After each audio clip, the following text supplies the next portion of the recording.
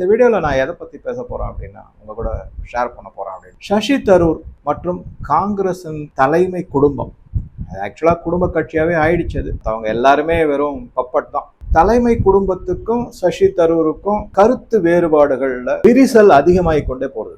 இதனால என்ன ஆகுது அப்படின்னா, காங்கிரஸ் தலைமை குடும்பம் காங்கிரஸ்ல இருக்கிற பல தலைவர்களை வச்சு சசி தரூரை கடுமையாக விமர்சனம் செய்யறாங்க, காழ்ப்புணர்ச்சி அப்படியே கொட்டுறாங்க. பார்த்துட்டு இது ஒரு பக்கம் அது அதிகமாகிக்கிட்டே போகுது காங்கிரஸ் தரப்புல சசி தரூர் மேல.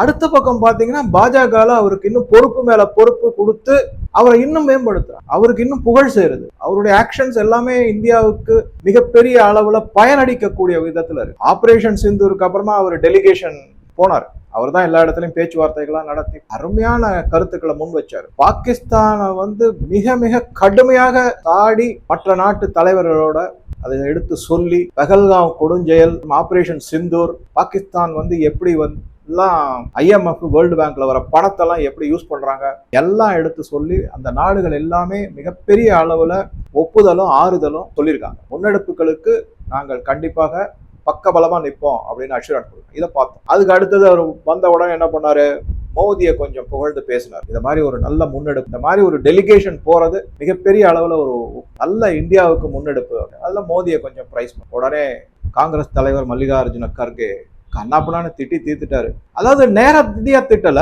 வார்த்தைகள் ரொம்ப தடித்த வார்த்தைகளை உபயோகித்து மறைமுகமாக தாக்குதல் நடத்துறாங்க. கீழ்நிலையில இருக்கிற தலைவர்களும் அது மாதிரி பேச ஆரம்பிச்சிட்டாங்க. ட்வீட் போடுறது, சோசியல் மீடியால இன்டர்வியூ மாதிரி கொடுக்கறது, இது மாதிரிலாம் நிறைய பண்ணாங்க. அவர் ஆனா ஒன்றும் நொந்து போகல, இது பண்ணல, விட்டுட்டாரு அப்படியே. இப்ப இதுக்கு இன்னொரு மிக முக்கியமான விஷயம் நடந்திருக்கு. அது இன்னும் காங்கிரஸ் அதிக கோபத்துக்கு உள்ளாக்கு. அப்படின்னா 24 ஜூன் 2025 சசி தரூர் பிரதம மந்திரி மோடி அவருடைய இல்லத்துல தனிப்பட்ட முறையில க்ளோஸ்டு டோர் மீட்டிங்னு சொல்றாங்க. அது 1 மணி நேரம் டிஸ்கஸ் பண்ணிருக்காரு. 1 மணி நேரம் என்ன மாதிரி டிஸ்கஸ் பண்ணிருப்பாங்க, எதை பத்தி டிஸ்கஸ் பண்ணிருப்பாங்க அப்படிங்கறதெல்லாம் ஒரு கேள்விக்குறியாவே இருக்கு. அது இருக்கட்டும்.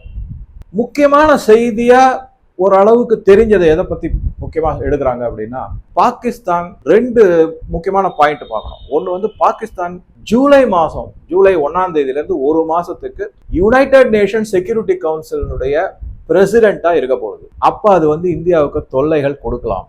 ஏற்கனவே அதை பேஸ் பண்ணி ஒரு முன்னெடுப்பு செஞ்சிருக்காங்க ஷாங்காய் கோஆபரேஷன் ஆர்கனைசேஷன். அது அப்புறமா நான் கொஞ்சம் டீட்டெயிலா சொல்றேன். பி சிதம்பரம்லாம் வளரி இருக்காரு, அதை பத்தி அப்புறமா பார்க்கலாம். அந்த முன்னெடுப்புகளை வச்சு இப்ப இந்த ஜூலை மாசத்துல இந்தியாவுக்கு ஏதாவது சங்கடங்களை ஏற்படுத்துமா அப்படிங்கிறத பார்க்கணும். அது ஒரு முக்கியமான பாயிண்ட். அடுத்த முக்கியமான பாயிண்ட் எதை பார்க்கறோம் அப்படின்னா, ஏகப்பட்ட பணம் வந்திருக்கு பாகிஸ்தான். கிட்டத்தட்ட $2.8 பில்லியன் IMF-னால கொடுக்கப்பட்டிருக்கு. அதுல $1 பில்லியன் முன்னாடி கொடுத்துட்டாங்க. இப்ப $1.3 பில்லியன் கொடுத்துட்டாங்க. சசி தரூர் எல்லா இடத்துலயும் என்ன சொல்றாரு அப்படின்னா, இந்த பணத்துல 90% 95% பயங்கரவாத குழுக்களுக்கு போய் சேருது. ராணுவ அதிகாரிகள் எடுத்துக்கிறாங்க, அதுக்கப்புறம் அரசியல்வாதிகள் இதை எடுத்துக்கிறாங்க. உண்மையான மக்கள் நலத்திட்டங்கள், குறிப்பா இது எதுக்கு கொடுத்துருக்காங்கன்னா விமன் எம்பவர்மெண்ட்னு சொல்லிதான் வாங்கியிருக்காங்க. இந்த வசீரஸ்தான் அந்த பகுதியில அவங்களுக்கு அது போய் சேரது கிடையாது. இதை எல்லாத்தையும் முன் வச்சு மோடி சசி தரூர் கிட்ட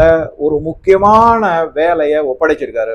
ஒரு மிஷன், பாகிஸ்தானை மீண்டும் பைனான்சியல் ஆக்ஷன் டாஸ்க் ஃபோர்ஸ் பட்டாஃப் அதுல கிரே லிஸ்ட்ல கொண்டு வரணும், அது உங்களுடைய பொறுப்பு அப்படின்னு சொல்லியிருக்காரு. இது நியூஸ் கசிஞ்சு வெளிப்படையா பேப்பர்ல எல்லாம் வரல. இதுதான் முக்கியமான ஒரு டார்கெட் அசைன்மெண்ட் சசி தரூருக்கு கொடுக்கப்பட்டுள்ளது அப்படிங்கிறது தெரிய வருது.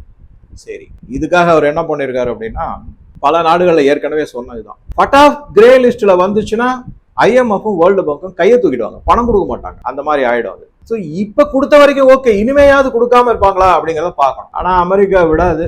ஏன்னா இப்ப முன்னாடி நான் சொன்ன டிராமா எல்லாம் வெட்ட வெளிச்சமா இப்ப முகத்திரை கிழிந்தது அப்படின்லாம் பேசுறேன், அந்த மாதிரி ஆயிடுச்சு ஆக்சுவலா. ஸோ மோதிய 1 மணி நேரம் சந்திச்சுட்டு வெளியில வந்த உடனே ஒரு சில வார்த்தைகள்லாம் சொல்லியிருக்காரு. அதுல இருந்து இந்த பட்டாப்க்கு அப்புறம் UN செக்யூரிட்டி கவுன்சில்ல பாகிஸ்தானுடைய பிரசிடென்ட்ஷிப் ஜூலை மாசம் இதெல்லாம் வெளியே வந்திருக்கு, தெரிய வந்திருக்கு. எப்பவுமே as usual read in between the லைன்ஸ்ல இருந்து நம்ம தெரிஞ்சுக்கலாம். அது அதோட என்ன பண்ணிருக்காரு, அந்த ஒரு பத்திரிகை பேட்டி கொடுக்கும்போது மோதியை திறமையான ஸ்டேட்ஸ்மேன், நல்ல முன் யோஜனையோட பல முன்னெடுப்புகளை செய்யறாரு அப்படிங்கிற மாதிரி சொன்னார். திருப்பியும் உடனே மல்லிகார்ஜுன கர்கே கோவம் வந்துருச்சு. கோவம், மோதியை நீ ஏன் பிரைஸ் பண்ற அப்படின்னு ஒரு கோவம் வந்துச்சு அவர். கண்ணா அப்படின்னு பழையபடி கமெண்ட் எல்லாம் போட்டார்.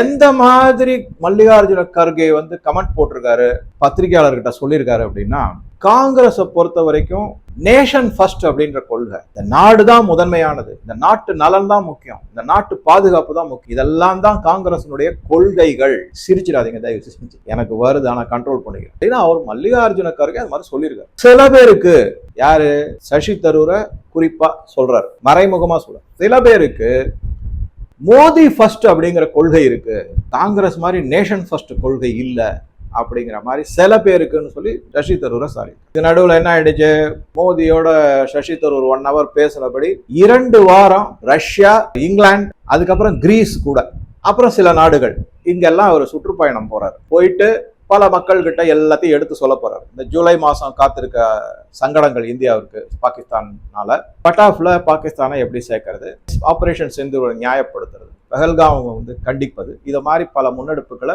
ஒரு டிப்ளமேட்டிக் மிஷன் மாதிரி மோடி என்ன சொல்றாரு, சசி தரூர் படியும் அவர் இதை எல்லாத்தையுமே கவனிச்சுக்கிட்டு இருக்கிற அரசியல் விமர்சகர்கள்லாம் என்ன சொல்றாங்கன்னா, மோடியினுடைய முன்னெடுப்பு, அதாவது இந்த ஸ்ட்ராட்டஜி இருக்குல்ல, இந்த டிப்ளமேட்டிக் ஸ்ட்ராட்டஜி வச்சிருக்காரு பாருங்க, அது ஒரு மிகப்பெரிய ஆச்சரியமாகவும் பிரமிப்பாகவும் இருக்கு. நார்மல் சேனல்னு சொல்லக்கூடிய மினிஸ்ட்ரி ஆஃப் எக்ஸ்டர்னல் அஃபேர்ஸ்ல இருந்து விலகி இன்ஃபுளுசர்ஸ் சொல்லக்கூடிய வகையில போகுது. எதனால சசி தரூர் இன்ஃபுளுசர் அப்படின்னு பாத்தீங்கன்னா, ஒரு காலகட்டத்துல யுனைடெட் நேஷன் ஆர்கனைசேஷனுடைய செக்ரட்டரி ஜெனரலா சசி தரூர் வரதா இருந்தார். அப்ப எவ்வளவு பெரிய கான்டாக்ட்லாம் அவருக்கு இருக்கும்னு பாருங்க. ஸோ ஆஃப் த ட்ராக் போய் டான்ஜென்ஷியல் அப்படின்னு சொல்லுவாங்க, அந்த மாதிரி வகையில சசி தரூரை ஒரு டிப்ளமேட்டிக் மிஷனரியா மோடி யூஸ் பண்ணிட்டு இருக்காரு.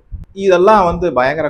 நரேந்திர மோடியை பார்த்துட்டு வந்த உடனே மல்லிகார்ஜுன கர்கே வந்து காங்கிரஸுக்கு நேஷன் ஃபர்ஸ்ட், மற்றவர்களுக்கு மோடி ஃபர்ஸ்ட்னு சொன்னார் இல்லையா, அதை தவிர இவர் 2 வாரம் சுற்றுப்பயணம் வெளிநாட்டுக்கெல்லாம் போறார் இல்லையா, இதை பேஸ் பண்ணி அவர் மல்லிகார்ஜுன கர்கே காங்கிரஸ் தலைவர் ஒரு விமர்சனம் செஞ்சார்.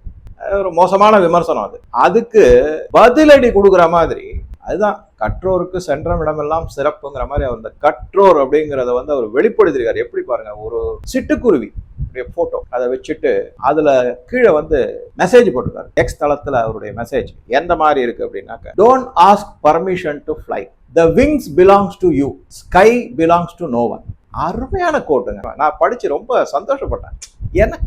அதாவது ஒரு சின்ன வார்த்தைகள், கிளியர் மெசேஜ். பறப்பதுக்கு யாருக்கிட்ட போய் சுதந்திரமா பறக்கிறதுக்கு யாருக்கிட்ட போய் பர்மிஷன் வாங்க, வானம் வந்து யாருக்குமே சொந்தம் கிடையாது, ஆனா ரெக்கைகள் உங்ககிட்ட இருக்கு, அதை நீ யூஸ் பண்ணிக்கலாம் அப்படிங்கிற மாதிரி போட்டுட்டு, சின்ன சின்ன விஷயத்துக்கு எல்லாமே தர்பார் அப்படின்னு சொல்லக்கூடிய காங்கிரஸின் தலைமை குடும்பத்துக்கிட்ட எதுக்கு எடுத்தாலும் பர்மிஷன் கேட்டா தான் வேலை நடக்கும். அப்படியா, இது எந்த மாதிரி ஒரு நிலைப்பாடு அப்படிங்கிறத மிக மிக தெளிவாக அழகாக ட்வீட்ல போட்டிருக்காரு. கோபம் வருது. ரஷ்யால வந்து என்ன பண்ணிருக்காரு அப்படின்னா, நீங்க பாருங்க வேடிக்கை, மாஸ்கோல லியோனிட் ஸ்லட்ஸ்கி, இவர் வந்து chairman of Russian liberal democratic party. இந்த லியோனிட் ஸ்லட்ஸ்கி கிட்ட சசி தரூர் எப்படி பாகிஸ்தான் பயங்கரவாதிகளுக்கு ஆதரவு கொடுக்குது, ஷெல்டர், தங்க இடம், எல்லா விதமான வசதிகள் செஞ்சு கொடுக்குறாங்க, எல்லை தாண்டிய பயங்கரவாதத்தை ஊக்குவித்து ஆதரிக்கிறாங்க, அடிக்கடி செய்யறாங்க, பண உதவி செய்யறாங்க, இது எல்லாத்தையும் விலாவரியா அவர்கிட்ட சொல்லியிருக்காரு. எப்ப சொன்னாரு அப்படின்னா, அவர் வந்து லியோனிட் ஸ்லட்ஸ்கி பிரெஞ்சு மொழியில இவரை வரவேற்று பேசி உட்கார வச்ச உடனே இவர் பார்த்தாரு, அதே பிரெஞ்சு மொழியில பதில் கொடுத்திருக்காரு. நமக்கு எல்லாருக்குமே தெரியும், சசி தரூர் வந்து இங்கிலீஷ்ல ஏதாவது பேசினார்னா டிக்ஷனரி எல்லாம் போராது அப்படிங்கிற லெவல்ல தான் இருக்கும். High level of language vocabulary இருக்கும். அந்த அளவுக்கு தேவையா அப்படின்னா, அது அவருடைய தனிப்பட்ட ஒரு பெருமைன்னு சொல்றதா, இல்ல தனிப்பட்ட ஒரு சக்தி அப்படின்னு சொல்லுவாங்க, அவருடைய கெப்பாசிட்டி. இந்த இடத்துல யாருமே எதிர்பார்க்கல. இவர் பிரெஞ்சு மொழியிலுமே அவ்வளவு சரளமா அவரோட பேசினாரு. எல்லாத்தையும் எடுத்து சொன்ன உடனே நீங்க பார்க்கலாம், அந்த வீடியோ கிடைச்சதுன்னா பார்க்கலாம். என்னன்னா, டேபிள் அந்த லியோனிட் ஸ்லட்ஸ்கி 2 கையாலையும் டேபிள் இப்படி ஒரு தட்டு தட்டிட்டு அக்னாலஜ்மெண்ட் பண்ற மாதிரி பண்ணாரு. சொல்றதெல்லாம் சரிதான் அப்படிங்கிற மாதிரி குறிப்பு இருந்தது. இதெல்லாம் வந்து மிகப்பெரிய முன்னெடுப்பு. இதெல்லாம் பார்க்கும்போது அவர் ஃபர்தரா என்ன பண்ணாரு அப்படின்னா, மற்ற நாடுகளுக்கு போக போறாரு. ஸோ இதுதான் இங்க முக்கியமா நம்ம கவனிக்க வேண்டிய விஷயம். இதுல என்னன்னா, சசி தரூர் மாதிரி திறமையான படிப்பாளி, நல்ல லாங்குவேஜ் ப்ரொஃபிஷியன்சி, பன்னாட்டு அரசியல் நல்லா தெரிஞ்சவர், அவரை சரியான முறையில யூஸ் பண்ணல, மோடி யூஸ் பண்ணியிருக்காரு. இதுதான் காங்கிரஸுக்கு பெரிய காழ்ப்புணர்ச்சி வந்திருக்கு. இதே ராகுல் காந்தியும் போறாரு, பல வெளிநாடுகளுக்கு போறாரு. அதை பத்தி நான் சொல்லவே வேணாம். உங்களுக்கே அவர் எங்க போறாரு, என்ன பண்றாரு, ஏது செய்யறாரு. இப்ப கூட நான் சொன்ன போன வீடியோல கூட பஹ்ரைன் போயிருக்காரு. லண்டன் போக வேண்டியவர் பஹ்ரைன் எதுக்கு போனான்னு. டூல் கிட் ஏதாவது வருதோ என்னமோ. அவர் எப்ப வெளிநாட்டுக்கு போயிட்டு இந்தியாவுக்கு வந்தாலும் ஏதாவது ஒரு டூல் கிட் வருது. சசி தரூர் பாருங்க, வேற மாதிரி தான் முக்கியமான விஷயம். பல நாடுகளுக்கு போயிட்டு வரப்போறாரு. பார்க்கலாம் என்ன மாதிரி செய்திகள்லாம் ஃபர்தரா எந்தெந்த நாடுகள் எந்தெந்த மாதிரி எல்லாம் சப்போர்ட் பண்ண போறாங்க அப்படின்னு பின்னாடி இருந்து பார்க்கலாம். குறிப்பா ஷாங்காய் கோஆபரேஷன் ஆர்கனைசேஷன்ல பாகிஸ்தானுக்கு அளவுக்கு அதிகமாக ஆதரவு தெரிவிச்சிருக்கு சைனா. அதை பத்தி பார்க்கலாம் அடுத்த வீடியோல. உங்க கருத்துக்களை பதிவிடவும். நன்றி, வணக்கம்.